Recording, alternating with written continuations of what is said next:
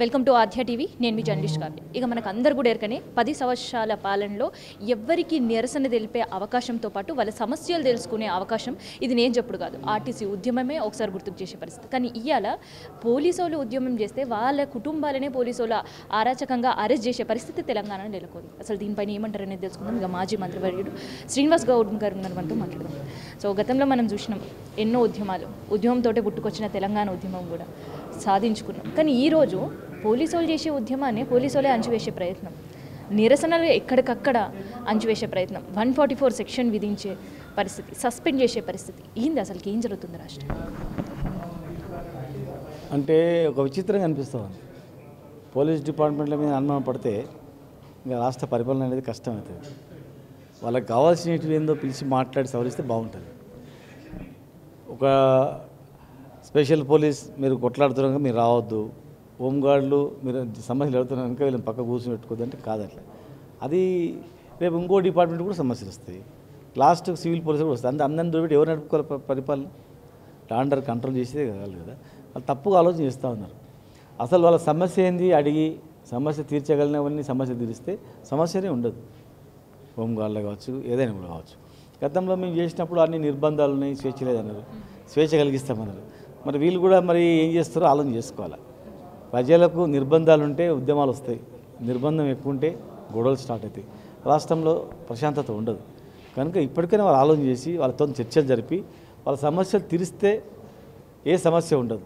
మనం అందరికీ ఏ సమస్యలు ఉండొద్దు, ఆంధ్రప్రదేశ్లో వివక్ష ఉందని మనం కొట్లాడి తెచ్చుకున్నాం. ప్లస్ మరి మన రాష్ట్రంలో కూడా అలాంటివి ఉంటే కష్టమవుతుంది. కనుక మేము ప్రభుత్వాన్ని మేము కోరుతా ఉన్నాం, ఇది మంచి పద్ధతి కాదు.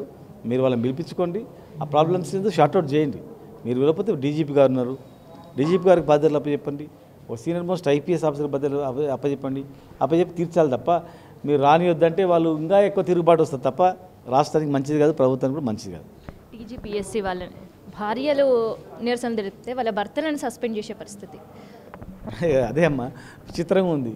ఇప్పుడు మీరు ప్రశ్నించొద్దు. ఒక పోలీసు వాళ్ళు బయటకు వచ్చి భార్యలు కొట్లాడుతున్నారంటే, భార్యలు రోడ్డుకి వచ్చినంటే ఎంత సమస్య అనేది మానవీయ కోణంలో చాలా సీరియస్ తీసుకోవాలి. ఇంకా యాక్చువల్గా అరే భార్యలు వచ్చి కొట్లాడుతున్నారు, అసలు ఏంది పిలవాలని ఆయన పిలిచి అడగాల వాళ్ళ సమస్య ఏందని.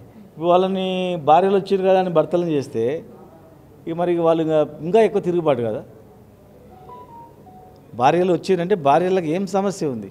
ఒక భర్త పెళ్లి చేసుకున్న తర్వాత నువ్వు 15 రోజులలో ఒకరోజు కూడా భార్య కనపడకుండా 25 రోజులు ఎక్కడో పోయినంటే భార్య ఏమైపోవాలి, ఇతను ఏమైపోవాలి, కుటుంబం ఏమైపోవాలి? వాళ్ళు మనుషులే కదా.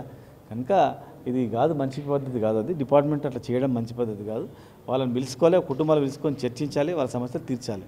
తెలంగాణ లాంటి ఉద్యమం జరిగినప్పుడు కూడా నిరసనలు ఎన్నో వెలువెత్తిన పరిస్థితిలో కూడా 144 సెక్షన్ అనేది హైదరాబాద్ మొత్తంలో ఎన్నడూ కానలేదు. సికింద్రాబాద్ ఏరియా అంటే సికింద్రాబాద్ 144 సెక్షన్, ట్యాంక్ బండ్ అంటే ట్యాంక్ బండ్ 144, బషీర్బాగ్ అంటే బషీర్బాగ్ ప్రాంతంలో మాత్రమే 144 సెక్షన్ చూసినాం. కానీ ఇవాళ నెల రోజుల పాటు హైదరాబాద్లో 144 సెక్షన్. ఇప్పుడు వాళ్ళకు ఎట్లా పరిపాలించుకోవాలో ఎట్లా అనేది అర్థం కావట్లేదు, ఎట్లా డీల్ చేసుకోవాలని అర్థం కావట్లేదు. ఒక టీం వర్క్ చేస్తున్నట్టు కనిపించట్లేదు. ఒక కక్షపూరితంగా చూస్తారు తప్ప మంచి చూడట్లేదు. ఎవరైనా మంచి చెప్తే కూడా దాన్ని మంచి చూడట్లేదు. ఎవరైనా గట్టిగా మాట్లాడితే వాళ్ళని కేసు పెడదామా, బెదిరిద్దామా అటు ఆలోచన ఉంది. ఆలోచనలు ఎక్కడ రోజులు నడవట్లా. ఇప్పటికైనా మార్చుకొని ప్రతిపక్షాలు చెప్పేటువంటివి స్వీకరించాలి, ప్రతిపక్ష పార్టీని పిలుచుకోవాలి, వాళ్ళు మాట్లాడే దానిలో కూడా న్యాయం కరెక్ట్ ఉందా లేదని చూసుకోవాలి. అప్పుడే వాళ్ళకు 10 కాలాల పాటు ఉంటుంది, లేకపోతే అటు ఉండదు, పబ్లిక్లో తిరగబడుతుంది.